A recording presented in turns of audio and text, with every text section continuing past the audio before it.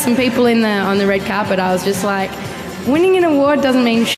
Write these songs in like 40 minutes and then we just send them to somebody and then we never really refer back to them ever again. I actually had written down the I'm still breathing line from an episode of America's Next Top Model.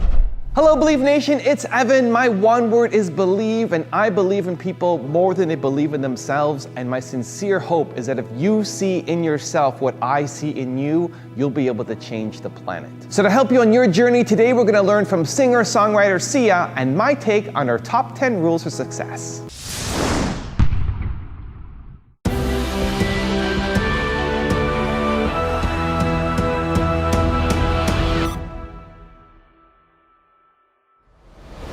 I don't care if I win or not. I don't care. But it's also like, it's nice, but it's fully whatever, man. You know, I was saying to some people on the red carpet, I was just like, winning an award doesn't mean shit. You know, like, not f***ing up a relationship means something. Not cheating or like getting shit-faced and like punching your friend.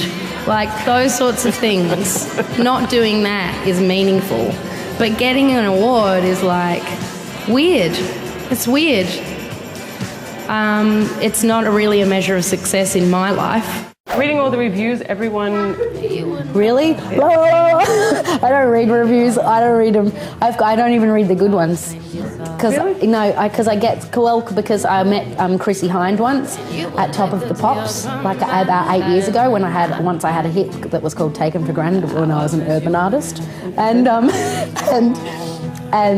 she said to me, whatever you do, don't read reviews or articles about Smart you. lady. Yeah, she said if you believe the good, you'll believe the bad, and there will be bad. So I just thought that's a good point, and she's right. Every time I've accidentally read one, I've felt like. So that we might see her creative process at work, Sia took us downstairs for a session with pianist and collaborator Chris Sprade. As we watched and listened, Sia began to fashion a pop melody right there on the spot.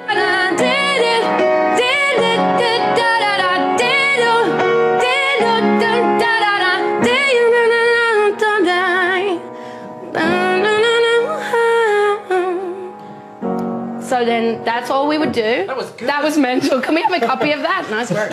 And then have like Rihanna cut it next week. How quite fast do the words come to you? How much do you tweak them after you write them? Oh, I don't tweak them at all, really. I can make any word fit. I'm gonna live like tomorrow doesn't exist. Like chandelier and exist. So if you bend them in certain ways.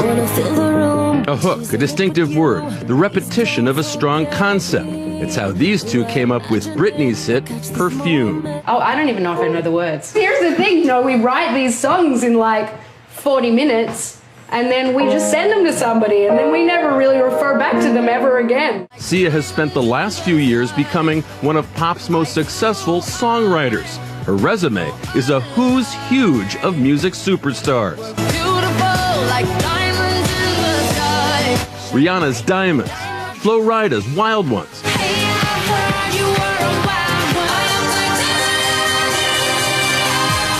DJ David Guetta's Titanium. How long did it take you to write Titanium? It was like around 40 minutes, I think, and then maybe half an hour to record the vocals. That's amazing. You have written a lot of great songs and you've given them to other artists, even though you have this fantastic voice yourself. Is this part of the same reason that you really didn't want the attention on you? No, I think I really feel like there's enough to go around. And sometimes I'll write a song and I'm not personally attached to it. I think it's a good pop song, but I can hear one of those girls singing it. So I'll write it and suddenly I'll feel like I think this one is a Katy song, or I think this one is a Beyonce song, or this feels like Rihanna. And so then I'll go and offer it to them. You know, and then there's a song like Chandelier, which I was in a session writing for, at the time, Rihanna, just in my house. But my intention was to write for Rihanna because she was making a new album. And after I finished it, I was like, oh, I can't give this away. It turns out I wrote myself a pop song. I had actually I actually had written down the I'm still breathing line from an episode of America's Next Top Model. Oh, that's genius. Yeah. I won't tell. This beautiful young man on the last cycle, not this cycle, had said that he had had a tough life. Yeah. But he was like, but, I'm still breathing. And I felt emotional. Look at so that. I wrote it down. I think he had no idea how articulate he was. I have so much to thank reality TV for. Yeah, me too. We were talking a little bit earlier on about when this record's coming out. First of all, we should say it's called Some People Have Real Problems. Yeah. Anybody in particular that refers to? Well, I was just saying that, I'm pretty privileged and I have to just try and make sure that I'm responsible and that I make sure that I don't, start complaining about things like rich people's problems, like, the cleaner missed a spot. Luxury problems, as we like to call them. That sort of thing, because, there are people who don't have any legs or whatever, they don't have any food. Of course. And so you were just relating to the fact that you're very lucky. We were complaining during any of the recording process. If anyone would complain, the running gag was, some people have real problems. Exactly. We're in a studio making music. Yeah. In the press, you're compared to a lot of female artists. Oh, yeah? Is there a list? Did you make a list? I wrote some down. I can tell you who I know that I've always been compared Nelly to. Furtado and people like that, but also some other. Tell me who else. Anyone else? I'm always flattered. On my other, Lauryn Hill, I also read, that's nice. I love her voice. She's one of my favorite voices, so that's flattering. Do you see that as a compliment that you're compared with, or maybe you want to be your own personality? I don't care. I don't care about how what people think about me out there, unless they think I'm mean or something. But I don't care if they think I'm like someone else, because I know I'm not. I'm a total weirdo, and I'm not selling a dream. I'm not selling fame like it's some sort of fantastic thing. I'm just trying to sell music and get on with my real life. And I'm always flattered when people compare me to other pop stars because they've made loads of money. And hopefully that means so will I. What's the question? Well, so that's a song. Is there an album with more? There is an album. And that's this... this is acting. This is acting. So tell me, what's the concept here? Oh, just that most of the songs, if not all of them, I wrote for other people and they were rejected. And so there are songs that aren't really from my perspective. Right. So it feels like acting. For who? So who? Rihanna, Adele? Oh, I have rejects from Rihanna, Adele, Shakira. Wouldn't it be fun to have all else? number ones? Oh my God, so good. Beyonce, I have rejects. Demi Lovato. Demi Lovato did not reject a Sia track. Not allowed. I love her. I love her to death. Yeah. I love her to Lovatos. Just like all the good girls. Katie, definitely. Yeah. Well, I'm we sure need there's to wait till 4 of those go to number 1. Yeah. Oh, that would be so nice. Is that also the case when you, for example, write for other artists like Christina Aguilera? Yep. Or? Channeling. Well, I do an interview with them first, like a therapy sesh.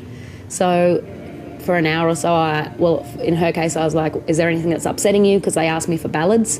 So I was like, are you okay? Is there anything that's upsetting you at all? And I was like, can you tell me a little bit about what's happening right now in your life? And so she did, and so we wrote songs about that. So she went and fed Max, and then I would start a skeleton based on what she'd said, and she would come back, shift things around, or say I don't like that word, I like this word, or how about this phrase, or what about this melody if I do this here? And we build it around that sort of therapy sesh. Okay. So I try and channel them when I'm doing the songwriting.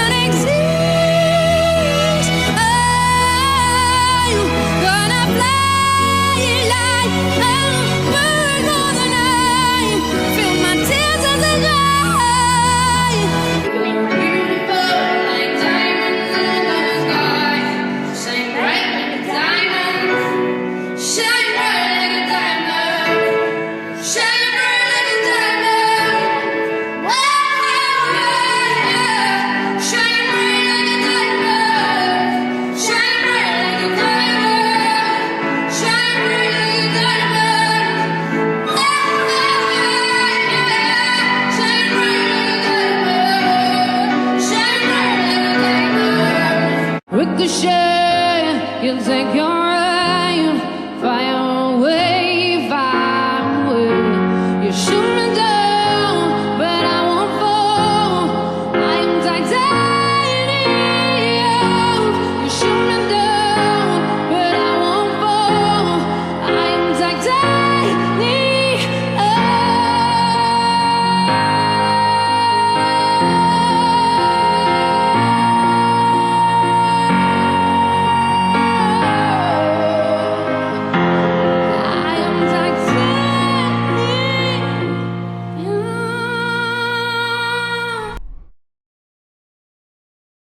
Even with all your success, why do you still shy away from the limelight, from fame? Well, it's unpleasant, you know, if it makes me feel hunted or, I don't know, it's just like my friends were with me the other day when the Paps were at the airport, and it was like they all got diarrhea, and I had to explain that it was like you go into fight or flight. It's like you're prey and they're the predator and you're being hunted. And it's, I mean, you know, would you like to spend your life feeling like prey? Probably not. No. So, yeah, that's really all it is. It's just like wanting to have a regular life just like a regular person and still be able to make music and sing and stuff, but without having to sacrifice just having a regular life. Why is it we don't get to see your face? It's just to make it, I guess, a little bit harder for me to lose my privacy or anonymity. Yeah, so you like both. anonymity I do. And your privacy. Yeah, I do. So there would never be a day where you get up there and you go, here I am on stage. I don't think so. I mean, it may happen that I can't avoid it, like meaning I can't avoid being followed. The paparazzi now follow me around. They recognize you now. So they're trying to get pictures of my face, and I'm wondering, am I making it like more enticing for them by hiding it? I don't know. I'm just doing my best, really, of trying to like negotiate my life and my serenity. So I don't know. And if it turns out that I couldn't do it and stay unknown, unrecognizable, like I appreciate my music is famous, but I'd rather if my face wasn't, so that I could just live a normal life. If I can't, then I guess maybe I would end up just giving up and showing my face. Just embrace it. See, a lot of people like that. It takes us about 2 or 3 hours to write a song, and all those songs on this album take like maybe a couple of hours to write, and then I try not to really ever listen to them again, like unless I'm singing them or unless there's something really important to do, like horns or strings or anything. Otherwise, everyone's just so amazing, the players, that they just take care of what needs doing. And that way then it doesn't become tedious and I don't get sick of them, and I can still enjoy them and get down. The attention that you were getting after the last album, when 6 Feet Under went and put that song at the end of the series, and all of a sudden, from not being known here in the States, everybody's like, who's that girl? Who sang that song? A nice bit of attention, right? The album finally came out in the States, because until then, the last one hadn't even come out yet. Yeah, I often say that resuscitated my career. Which is, kind of ironic when you think I was flopping. But everybody died in the TV show. Yeah. But you were resuscitated. Yes, I was. So I thought it was funny. So I'm imagining that gave you a profile that, up until then here in the States, you could have only dreamed of. Yeah, totally. It was amazing. It was magic pants, because I was considering going into like dog rescuing or making jewelry. Yeah, like squeezing out pups, that Careful. sort of thing. Like just, settling down. Right, exactly.